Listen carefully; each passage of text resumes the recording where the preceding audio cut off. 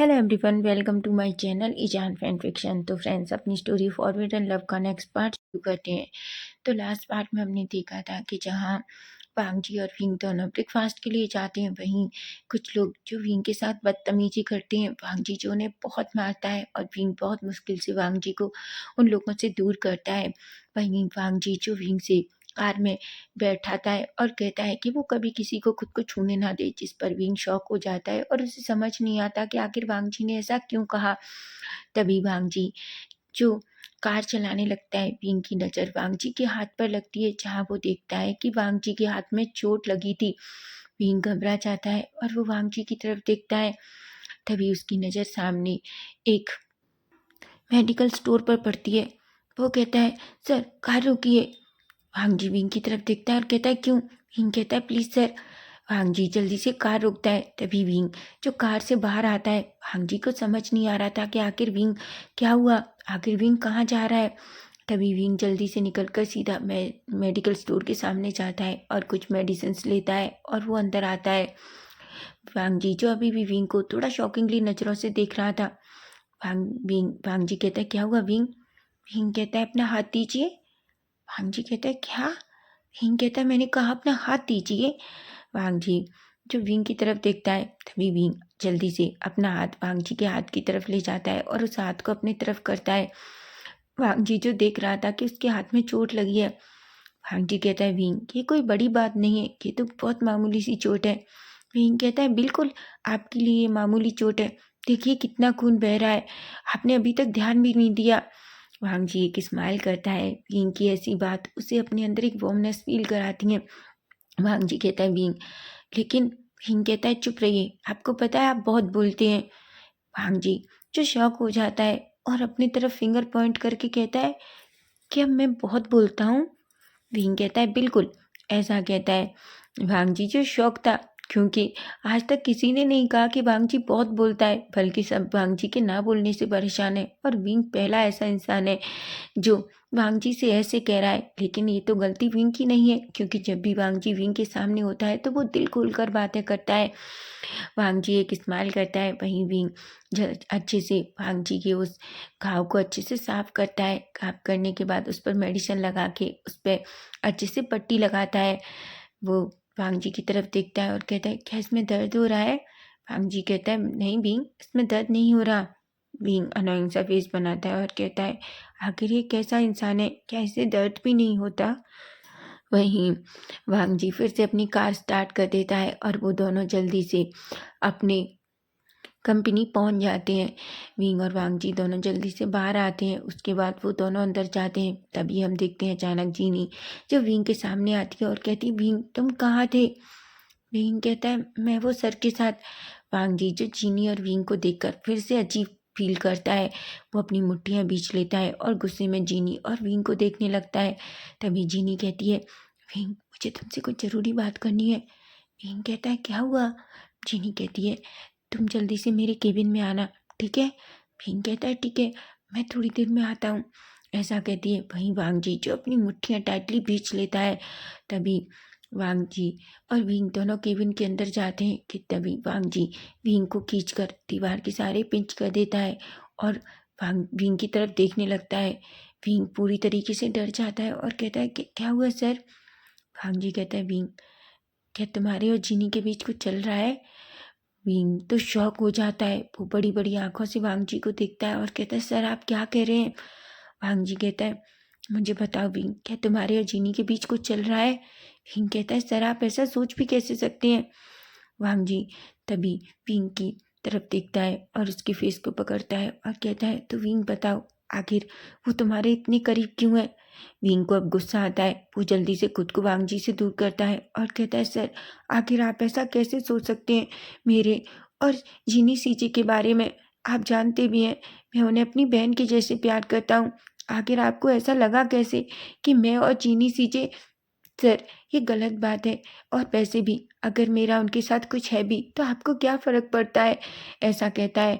Wing को थोड़ा दुख होता है। उसे नहीं लगा था कि वांगजी उसके और जीनी के बारे में ऐसा सोचेगा। ये सोच कर ही उसे बहुत बुरा लगता है और वो जल्दी केबिन से बाहर चला जाता है।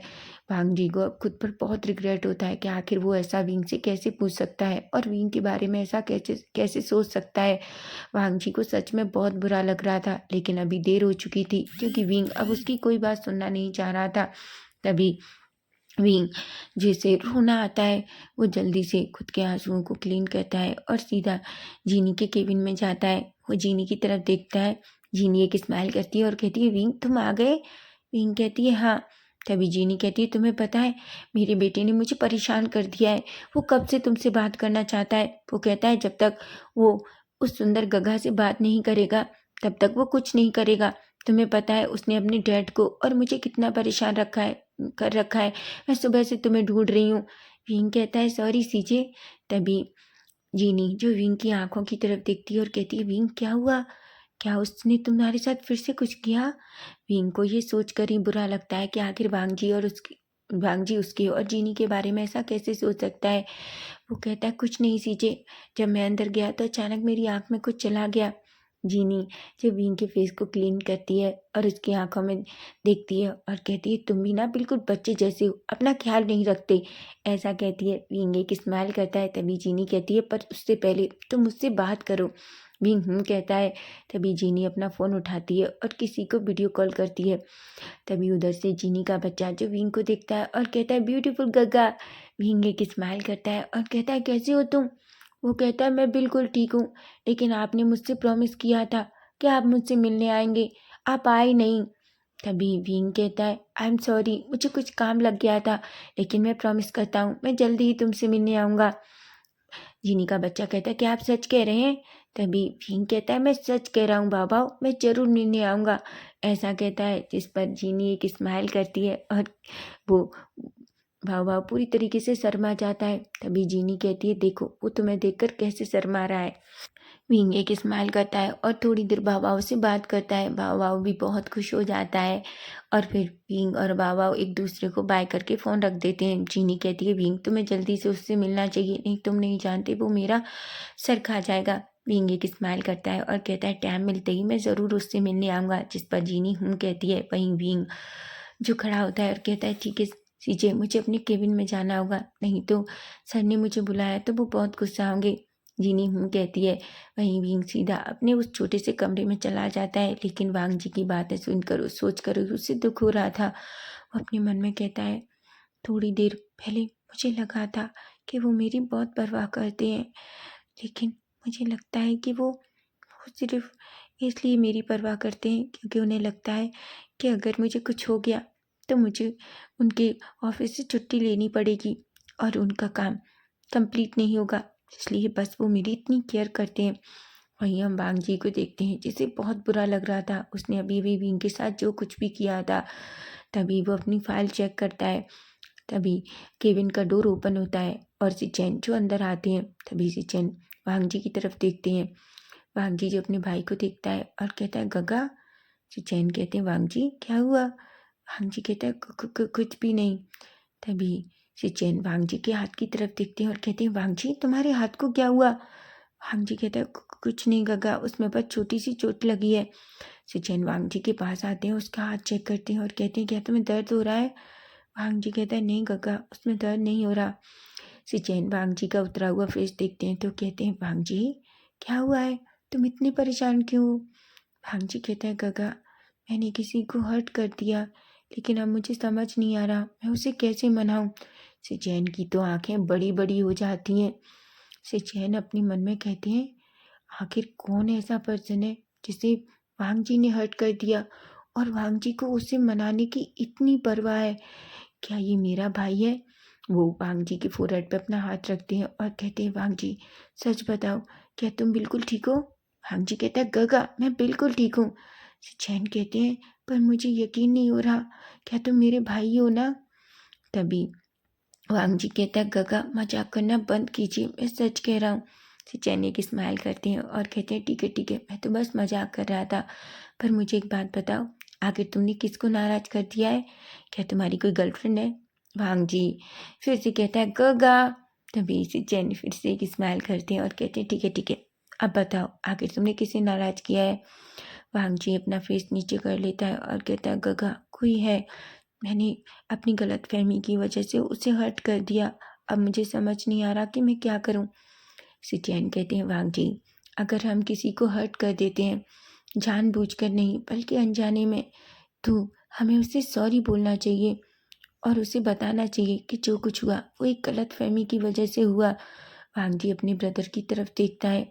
तभी सिटियन कहते हैं, देखो वांग जी, अगर हम गलती करके माफ़ी माँगते हैं तो ये बहुत बड़ी बात होती है और सामने वाला भी इस चीज़ को समझता है। तो मुझे लगता है तुम्हें पता चल गया होगा, और अगर ज़्यादा है तो तुम उसे अपने साथ लंच पर ले जाओ या डिनर पर ले जाओ, उसके साथ थोड़ा टाइम स्पेंड करो, उसे बताओ कि तुमने जो कुछ किया वो सिर्फ़ एक गलती से किया।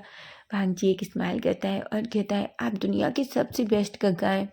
सिंचैन एक स्माइल करते हैं और कहते हैं, ठीक है, पर मैं तुम्हें बताने आया हूँ, थोड़ी देर में हमारी एक अर्जेंट मीटिंग है, इसलिए रेडी रहो। भांग जी कहता है। सिंचैन एक स्माइल करते हैं और वहाँ से चले जाते हैं।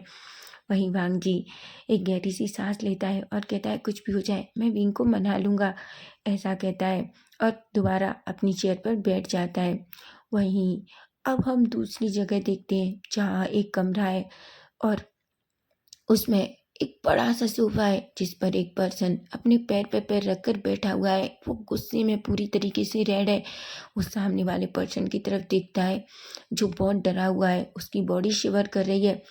तभी वो पर्सन कहता है, मुझे एक बात बताओ, तुम सामने वाला पर्सन कहता है, आखिर मुझे एक बात बताओ, तुम मुझसे क्यों नहीं ढूंढ पा रहे? आखिर उसे कहाँ चला गया?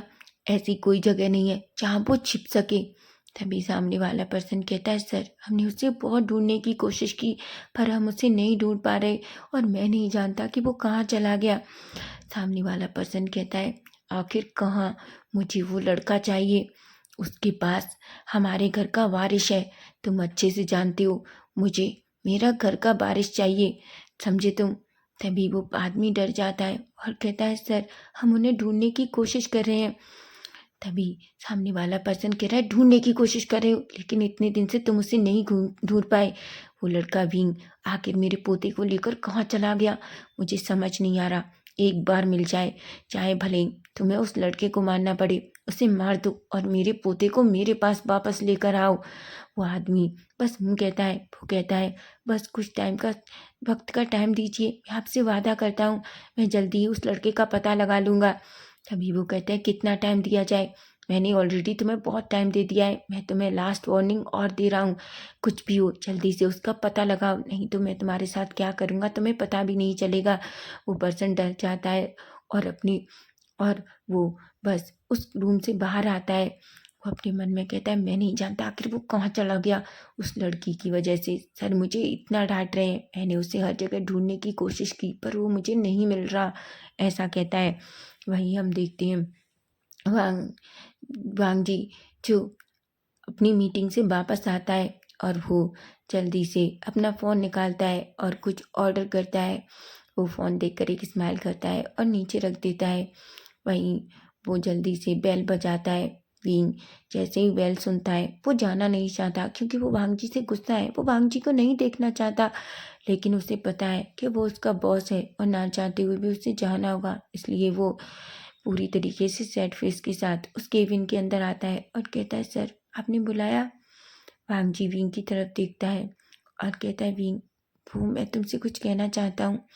विंग कहता है, सर क्या आपको मुझसे कुछ काम है तो बताइए, मैं यहाँ कुछ भी सुनना नहीं चाहता।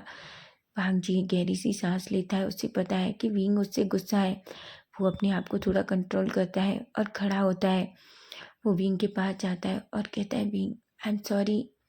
विंग वांग जी की तरफ देखता है और कहता है, सर मुझे आपकी सॉरी नहीं चाहिए, वैसे भी आपको क्या फ़र्क पड़ता है, और सर वैसे भी मुझे आप सॉरी नहीं भी कहेंगे तो भी कुछ नहीं होगा, आखिर आप बॉस हैं और मैं एक यहाँ काम करने वाला एम्प्लॉय भी नहीं सर, मैं तो यहाँ आपका क्लीनर हूँ, ऐसा कहता है। वांग जी को थोड़ा गुस्सा आता है और वो विंग का शोल्डर टाइटली पकड़ लेता है और विंग का फेस ऊपर करता है और कहता है, विंग मुझे एक बात बताओ, क्या मैंने तुम्हें कभी भी बताओ भी, क्या तुम्हें ऐसा कभी लगा है कि मैंने तुम्हें इस तरीके से ट्रीट किया हो, कि तुम्हारे साथ कभी भी गलत बिहेव किया हो? विंग जो वांग जी की तरफ देखता है विंग जानता है कि स्टार्टिंग में वांग जी ने एक दो बार उससे कहा था, लेकिन उसके बाद तो वांग जी ने विंग के साथ कुछ भी गलत तरीके से बिहेव नहीं किया। विंग जो कुछ भी नहीं कहता। वांग जी कहते हैं, विंग मेरी बात सुनो, मैंने तुम्हें कभी भी एक क्लीनर के जैसे ट्रीट नहीं किया है। मैं कभी नहीं मानता कि तुम मेरे ऑफिस में मेरे रूम का क्लीनर हो, समझे तुम। ऐसा कहता है विंग, जो बस वांग जी की तरफ देख रहा था। वांग जी जो विंग के फेस की तरफ देखता है और उसके फोरहेड पे जो बाल आ रहे थे उन्हें धीरे से उसके ईयर के पीछे टिक करता है। विंग की तो जैसे बॉडी शेयर सी जाती है, उसकी हार्ट बीट बहुत फास्ट हो जाती है। वो वांग जी की तरफ देखने लगता है। तभी वांग जी कहता है, देखो विंग, मैं तुम्हें बिल्कुल भी एक क्लीनर नहीं मानता। तुम नहीं जानते कि मैं तुम्हारे बारे में क्या सोचता हूँ। ऐसा कहता है। वहीं विंग जो वांग जी की तरफ देखता है और कहता है कि क्या सोचते हैं सर आप। ऐसा कहता है वांग जी, जो कहता है विंग, वो मैं तुमसे ये कहना चाहता हूँ कि मैं तुमसे। ऐसा कहता है कि तभी डोर ओपन होता है और जल्दी से एक पर्सन जो अंदर आता है। जैसे ही वांग जी उस पर्सन की तरफ देखता है, वो एक गहरी सी सांस लेता है। वीन भी जल्दी से वांग जी से दूर हो जाता है। वो पर्सन कहता है, सर आपने लंच मंगाया था, आपका लंच। वांग जी कहता है, ठीक है, अब तुम यहाँ से जा सकते हो। वांग जी को सच में गुस्सा आ गया था क्योंकि वो विंग से कुछ कहना चाहता था। वहीं विंग की हार्ट बीट अभी भी फास्ट थी। वांग जी विंग की तरफ देखता है। विंग जो कहता है, ठीक है सर, लंच का टाइम हो रहा है, आप लंच कर लीजिए। वांग जी कहता है, विंग रुको। विंग कहता है, अब क्या हुआ सर। वांग जी एक पैकेट विंग की तरफ करता है। विंग कहता है, ये क्या है। वांग जी कहता है, विंग मैंने तुम्हारे लिए खाना मंगाया है, प्लीज़ मना मत करना, इसे बस मेरी सॉरी समझ कर ले लो। विंग कहता है, पर सर इसकी ज़रूरत नहीं है और मैंने आपसे को पहले ही माफ़ कर दिया है। वांग जी कहता है, अगर तुमने मुझे माफ़ कर दिया है तो प्लीज़ इसे ले लो, मैं चाहता हूँ कि तुम। विंग एक गहरी सी सांस लेता है और वो पैकेट वांग जी के हाथ से ले लेता है। वांग जी एक स्माइल करता है, विंग भी एक स्माइल करता है और सीधा केबिन से निकलकर अपने रूम की तरफ चला जाता है। हालांकि वांग जी विंग को रोकना चाहता था, लेकिन वो जानता है कि अगर कुछ भी करना एक जल्दबाजी होगी और वो विंग को अभी नहीं डरा सकता। ऐसा कहता है, लेकिन वो जानता है कि वो विंग के लिए क्या फील कर रहा है। वांग जी एक गहरी सी सांस लेता है और उसके बाद वो भी अपना लंच करने के लिए वहीं पास में टेबल के पास बैठ जाता है और अपना खाना टेबल पर रखता है। सोफे पर बैठकर अपना खाना खाने लगता है। वहीं अब हम देखते हैं, अब कुछ दिन ऐसे ही बीत जाते हैं। वांग जी जो विंग का ख्याल भी रखता था, कभी कभी वो बीच बीच में विंग को टीस भी करने लगा था, लेकिन विंग को अब ये सब कुछ अच्छा लगता है। वांग जी का उसे इस तरीके से टीस करना, कभी कभी वांग जी का विंग के साथ फ्लर्ट करना, लेकिन विंग कुछ भी नहीं कहता, बस वो एक स्माइल करता है। वहीं हम दूसरी तरफ देखते हैं, वो पर्सन कई दिनों से विंग को ढूंढने की कोशिश कर रहा है, लेकिन अभी तक नहीं ढूंढ पाया। वो अपने मन में कहता है, अगर मैं इस तरीके से सर के सामने गया तो मैं जानता हूँ मैं मारा जाऊंगा, लेकिन मैं क्या करूँ, आखिर वो आदमी कहाँ चला गया उस बच्चे को लेकर। ऐसा कहता है। वहीं हम देखते हैं, आज संडे है। विंग जो आयुआन के पास है, वेनिंग भी उसके पास बैठा हुआ है। वेनिंग कहता है, विंग हम कितने दिन से शॉपिंग नहीं गए और तुम्हें और मुझे अभी अभी सैलरी मिली है, क्या तुम्हें नहीं लगता कि हमें आयुआन के साथ शॉपिंग पर जाना चाहिए। विंग कहता है, सच में। वेनिंग तुम्हें पैसा खर्च करना कितना पसंद है। वेनिंग कहता है, विंग एक बात बताओ, इतने पैसे का तुम क्या करोगे, तुम्हें तो इतनी सैलरी मिलती है, मेरी तो तुमसे एक चौथाई भी नहीं है। विंग एक गहरी सी सांस लेता है और कहता है, मैं चाहता हूँ मैं अपनी आयुआन को एक बहुत अच्छी लाइफ दूँ, मैं अपने आयुआन को बहुत अच्छे स्कूल में पढ़ाऊँगा, मैं उसकी सारी इच्छाएं पूरी करूँगा। वेनिंग कहता है, और तुम्हारा क्या। विंग कहता है, मेरा आयुआन ही मेरा सब कुछ है। वेनिंग कहता है, ठीक है मैं जानता हूँ, लेकिन क्या होगा अगर बड़ा होकर कल आयुआन को ये पता चले कि उसके इस डैड ने कभी कुछ भी नहीं खरीदा। विंग प्लीज चलो ना शॉपिंग के लिए। विंग कहता है, बिल्कुल नहीं। वेनिंग कहता है, अगर तुम मेरे साथ शॉपिंग पर जाओगे तो मैं वादा करता हूँ मैं तुम्हें खाना खिलाऊंगा। विंग की आंखें चमक जाती हैं और कहती है, सच में। वेनिंग कहता है, तुम सच में बहुत भुक्कड़ हो और जब तुम्हें फ्री का खाना खाने को मिलता है तो सच में तुम्हारी आंखों की चमक कुछ अलग ही हो जाती है। विंग कहता है, आखिर कौन नहीं खाना चाहेगा फ्री का खाना। वेनिंग अनोन सा फेस बनाता है और कहता है, मैं वादा करता हूँ मैं तुम्हें अच्छे से खाना खिलाऊंगा।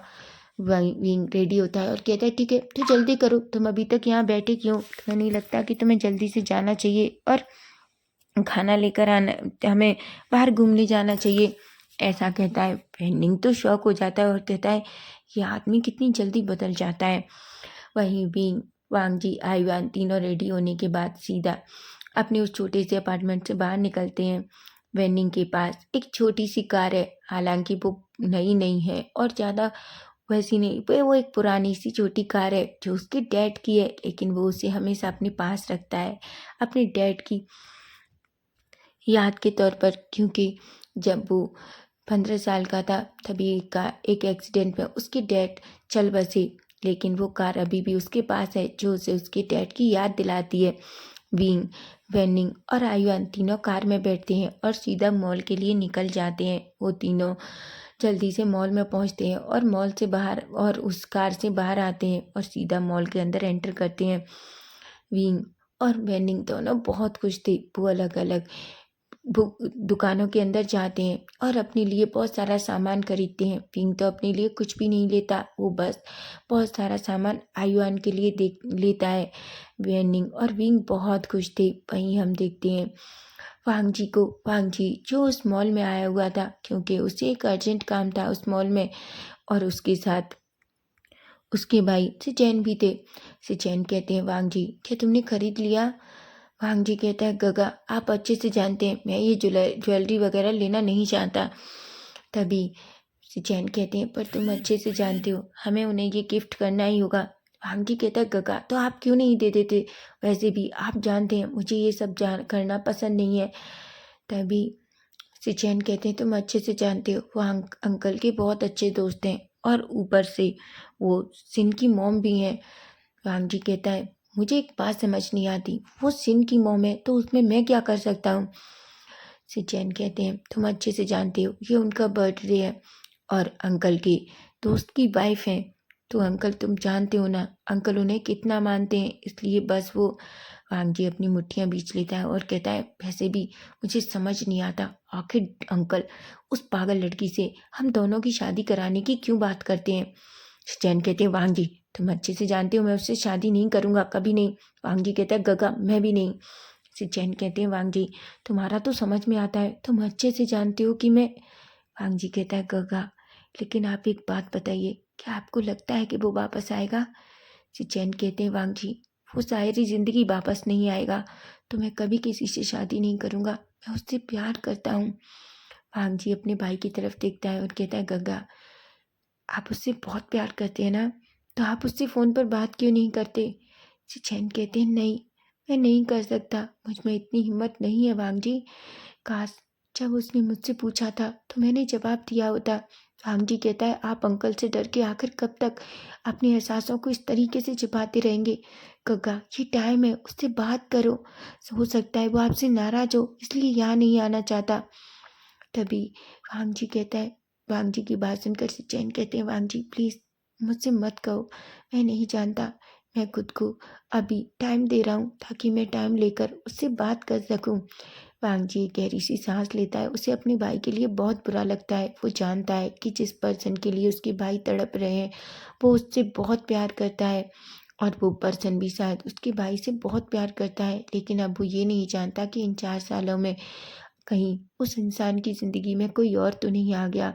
उसे बहुत बुरा लगता है अपने भाई के बारे में सोचकर। दोनों उस नेकलेस को पैक कराते हैं और शॉप से बाहर आते हैं। तभी वांगजी जो अपने फ़ोन पर कुछ कर रहा था, तभी से चैन कहते हैं वांगजी देखो क्या वो तुम्हारा क्लीनर विंग है ना? तभी वांगजी विंग का नाम सुनते ही सामने की तरफ देखता है, लेकिन वो शॉक हो जाता है। वांगजी के हाथों में एक छोटा सा बच्चा था और वेनिंग जो वांगजी से विंग के साथ बहुत हंस हंस के बातें कर रहा था। वांगजी तो अपनी मुट्ठियां बीच लेता है। उसे अचानक बहुत गुस्सा आता है, गुस्सा नहीं बल्कि उसे जेलसी हो रही थी। उसे ऐसा लग रहा था कि जैसे वो जेलसी की वजह से अभी मर जाएगा, उसके अंदर विस्फोट हो जाएगा। वो गुस्से में पूरा चेहरा रेड हो जाता है। सिचैन जो ये देखते हैं और कहते हैं विंग वांगजी तुम्हें क्या हुआ? वांगजी कुछ भी नहीं कहता। तभी हम देखते हैं सिचैन जो वांगजी की तरफ देखते हैं और अपने मन में कहते हैं नहीं ऐसा नहीं हो सकता, क्या वांग जी जेलस हो रहा है विंग के लिए? क्या वांग जी के दिल में विंग के लिए? नहीं नहीं, ऐसा नहीं हो सकता, मैं जानता हूँ। वहीं वांग जी की नज़रें विंग से हट ही नहीं रही थीं। वहीं वैनिंग जो बार बार विंग के शोल्डर को टच कर रहा था, उसके हाथों को टच कर रहा था। वांग जी तो ऐसा लग रहा था जैसे अब भी पागल हो जाएगा। वहीं सिचेन जो थोड़ा डर जाते अपने भाई को देखकर, सिचेन कहते हैं वांग जी तुम्हें नहीं लगता हमें विंग से मिलना चाहिए? वांग जी कहता है नहीं गगा, उसे अपनी फैमिली के साथ खुश रहने दीजिए। सिचेन कहते हैं और क्या पता वो उसकी फैमिली ना हो? वांग जी कहता है क्यों, आप देख नहीं सकते वो उस पर्सन के साथ इतना खुश है? ऐसा कहता है।